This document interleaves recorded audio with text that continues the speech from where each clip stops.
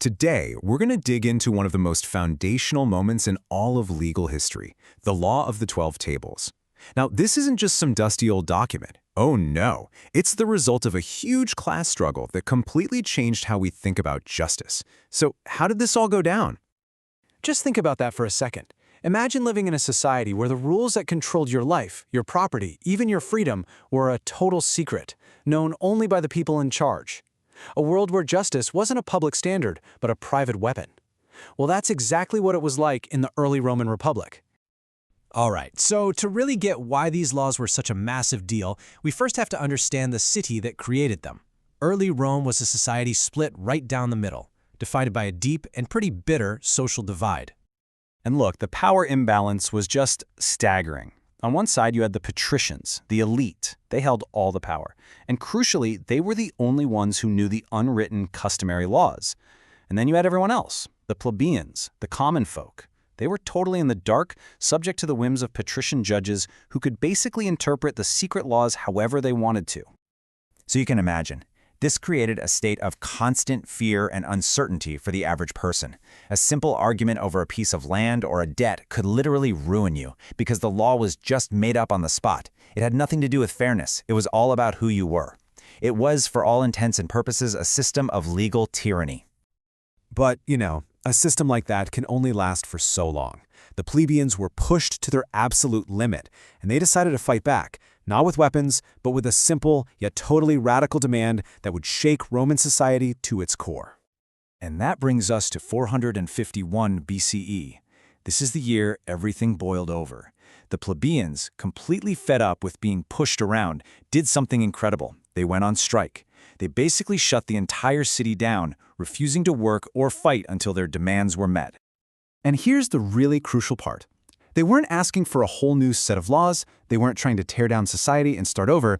Their demand was all about transparency. They wanted the existing laws, the secret rule book of the patricians, to be written down and put out in the open for every single citizen to see. So faced with a citywide crisis, the patricians, well, they had to cave. And the solution they came up with became a true landmark in the history of government. Rome set up this special committee, the decemviri, which just means 10 men. It was a group of 10 patrician guys, and they were basically given total power to get this thing done. They even looked abroad for ideas, sending a team to Athens to study the famous laws of Solon. And what they produced was, honestly, revolutionary. The laws were carved into 12 huge bronze tablets and mounted right in the heart of the city, the Roman Forum. For the first time ever, the law wasn't a secret whispered in some fancy villa. It was a physical thing, a public good, right out in the open for anyone to come and read. So great. Victory for the little guy, right? The plebeians got their written laws. But what did this new transparent justice actually look like? Well, as it turns out, what they got wasn't exactly what we would call fair. On the surface, it was a massive win. The 12 tables covered all sorts of things, from how trials should work to property rights and family law. And the most important thing, these rules now applied to everybody, patrician and plebeian alike. For the first time, you had this principle of equality before the law. And a lot of the laws were pretty practical, They established things like both sides have to show up for a trial. You get a 30-day grace period to pay a debt, and a person's will is legally binding. They even said if you ditch your duty as a witness, you can never be a witness again. These were clear, predictable rules for society. But that was just one side of the story. Because once you start peeling back the layers of the 12 tables, you find a world that is, well, it's incredibly harsh, it's patriarchal, and honestly, to our modern eyes, it is profoundly unjust. Just take a look at this. A direct quote from Table 4. Yeah, that's not a suggestion, that was the law. It is a shocking reminder of the brutal reality of the ancient world, now written in stone, well, bronze, for everyone to see. This new transparency revealed a very different set of values. And this kind of brutality was baked right into Roman family law, thanks to a concept called patria potestas, or the power of the father. Basically, the paterfamilias, the male head of the household, had absolute, lifelong authority over his entire family. We're talking the power of life and death over his wife, his adult sons, his grandchildren. It was total control. And to get out from under this power, get this. The process was just bizarre. Table 4 spelled out that for a son to be legally free from his father had to sell him into slavery 3 separate times. It just shows you how inescapable a father's control really was. Okay, so we've got this really strange, contradictory document, right? On one hand, it's a symbol of equality, but on the other, it enshrines some truly brutal stuff. So why do we even care about it today? Why is this flawed code so important? Well, the truth is, the actual content of the 12 tables didn't stick around for long. The laws were primitive. Remember that infamous ban on marriages between patricians and plebeians? Yeah, that was so unpopular it was gone within just a few years. The specific rules were very much a product of their time.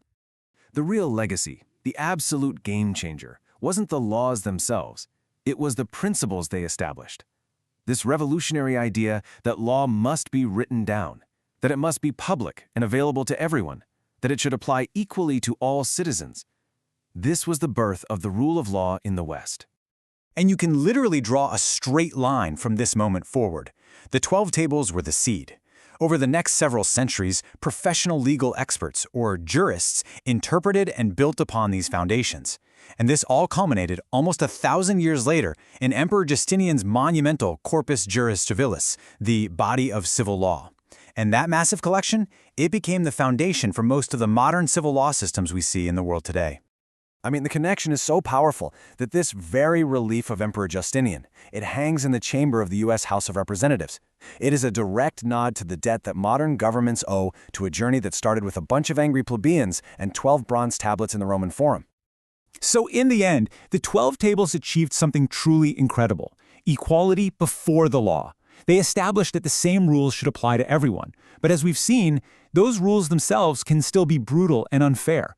And that leaves us with this huge, timeless question, one that we're still wrestling with today. It's one thing to make the law equal, but how do you make that law truly just?